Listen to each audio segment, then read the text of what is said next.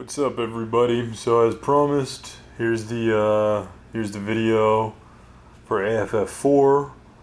I'll give it a little bit of an intro here, and then off to the races. So the dive flow for AFF 4, at least at the school that I trained at, was basically, it's still a forward-facing exit, so standard exit. On AFF 4, you only have one instructor this time, so no more reserve side instructor. So I just had one instructor on my main side, the right side, to those of you who are new to skydiving. So again, main side would be on your right side, because that's the side where you're reaching to deploy your main canopy, unless you have a custom rig built where your main side is your left side, but that's like a whole other wormhole that we're not going to get into. So the dive flow, standard exit, so facing forward. You're attached to your main side instructor on the exit, so he's actually holding on to you, or she.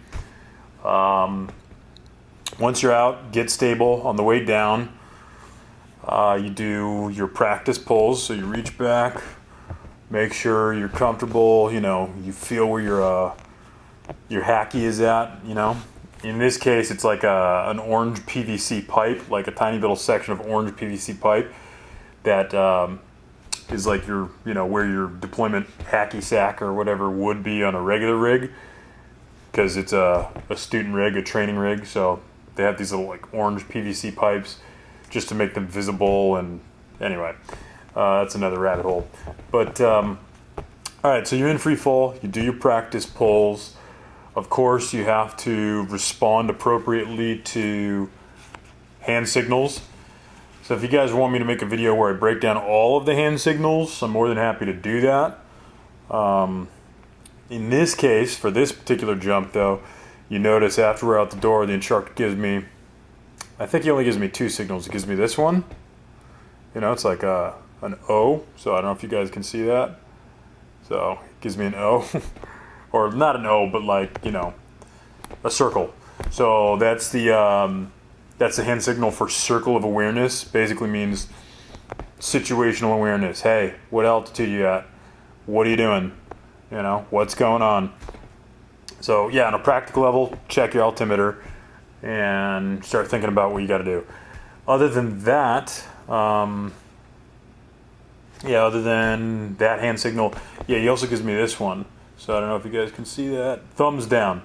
So that just means arch harder. So basically, get your arch going. So be more aggressive with your arch. I think those are the only two hand signals he gives me in this video. Again, if you guys want me to break down all the hand signals in another video, I'm down to do that. Just let me know. But, so respond appropriately to hand signals on the way down. Do your practice pulls. Make sure you deploy that main canopy before your hard deck. So that's a requirement of the dive flow, or that's part of the dive flow. And you have to meet that standard in order to pass. And then, just like AFF 3, your instructor lets go of you. But again, because you only have one instructor, it's only one instructor letting go of you. Other than that, at least at this particular school where I trained at, all we're doing as far as maneuvers is a 180-degree turn away from the starting position. So if you notice, when he lets go of me, I do a 180-degree turn. I think actually I kind of over-rotate on the turn a little bit. So it's supposed to be 180 degrees. I probably did like 200 and something degrees on the turn, maybe like 220 degrees or whatever. But anyway, so 180-degree turn, then a 90-degree turn in the opposite direction. So that should put you facing directly towards the instructor. So he told me in this case, by the way, the instructor's name in this case, his nickname is Rooftop. I don't know, he was a military guy. You don't know what these guys, who knows what he did to get that nickname. But anyway, so 180-degree turn once he releases me, then a 90-degree turn. That puts me back facing him. And then after that, he instructed me on the ground to stay static in that position after I make that 90-degree turn back towards him.